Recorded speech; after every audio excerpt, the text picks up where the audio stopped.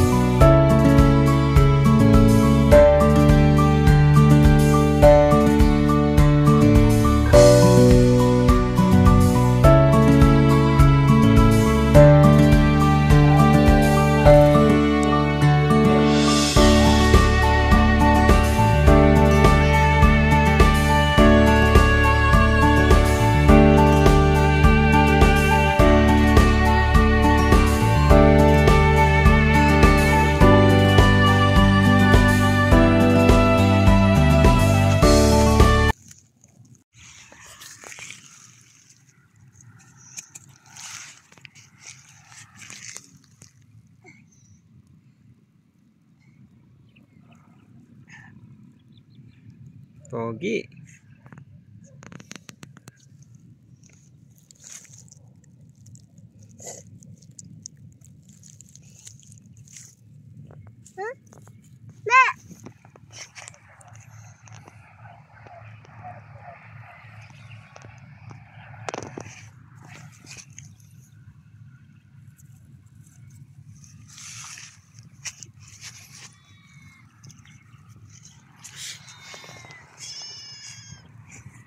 Buti sinama mo sa ading mo? Ha?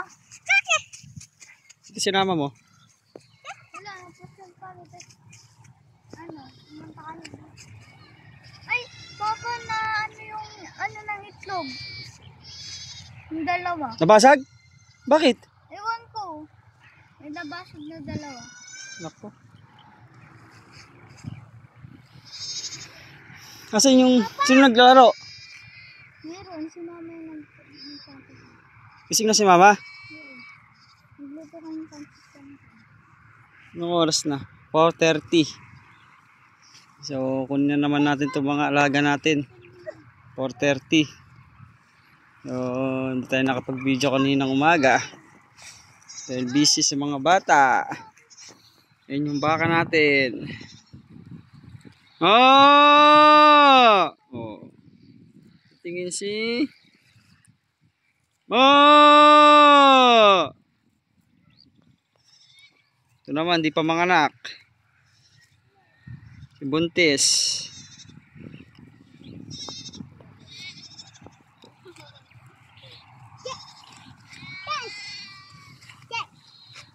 Ma'am.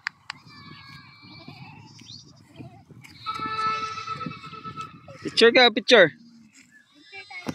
Picture. Oh, tingin dito. Cheese. 1, 2. Guys. Step away.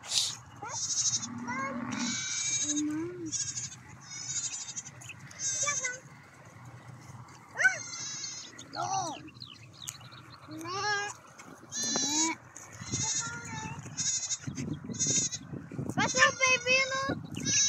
Baby. Baby goat. Ayun, baby goat din yun, no? Ma, ay. May nakakita na si Lucas. Baby, go. Go, go. Go. Okay, kagating ka niyan.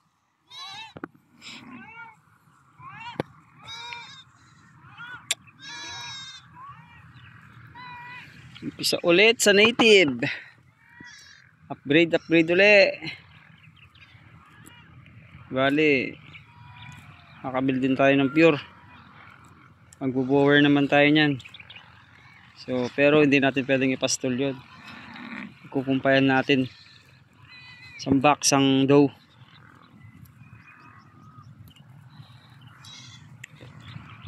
Try natin. Parami ng bower.